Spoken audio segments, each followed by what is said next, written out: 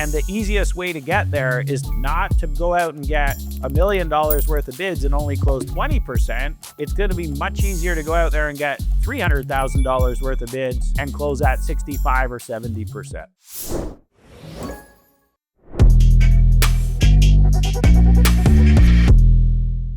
We recently, about 30 days ago, hired our first sales and account manager. He's personable, but he's not a real take charge person. I'm the way where I like to somewhat control a client conversation. You want to make sure that you're steering it in the direction you need to go. And how can I kind of be patient, monitor my expectation, and just make sure that I'm setting him up for the best chance? These are really good questions.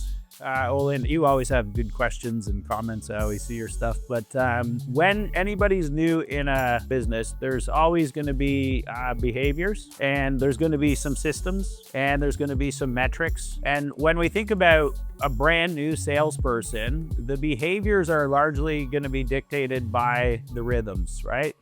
So we want good rhythms, which are obviously going to be daily meetings, weekly meetings, monthly meetings, quarterly meetings. So what you talk about in those rhythms is going to really drive the behaviors. And so what I always try to think of is like the agendas for the meetings have to be built in a way where you're going to talk about the right stuff. Once you've got a job description like that, you can then ask Lana to help you build an agenda for your weekly one-to-ones for that role.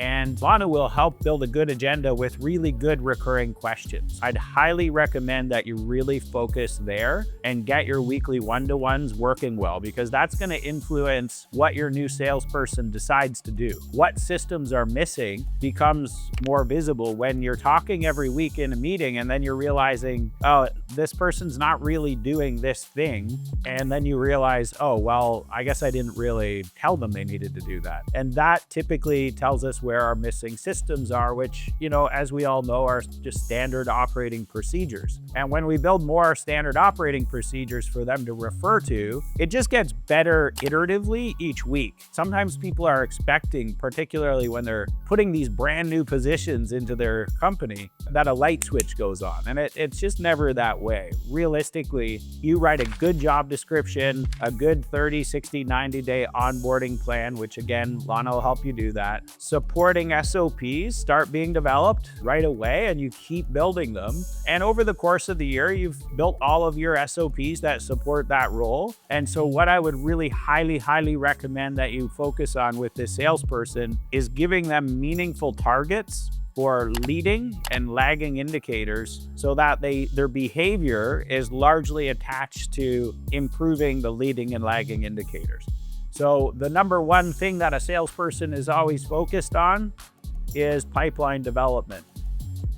And so what we want to then do is figure out, the next thing is going to be, once they build pipeline, how good are they at converting that pipeline? So we want conversion metrics at each stage of the pipeline. Once we help them understand that pipeline and conversion rates are the leading indicators, then the lagging indicators take care of themselves. And that's lagging indicators is like, hey, you've got a 200K per month sales target. And the easiest way to get there is to build the right funnel with a high conversion rate, not to go out and get $1 million worth of bids and only close 20%. It's going to be much easier to go out there and get $300,000 worth of bids and close at 65 or 70%. And so we're just trying to teach them what good looks like.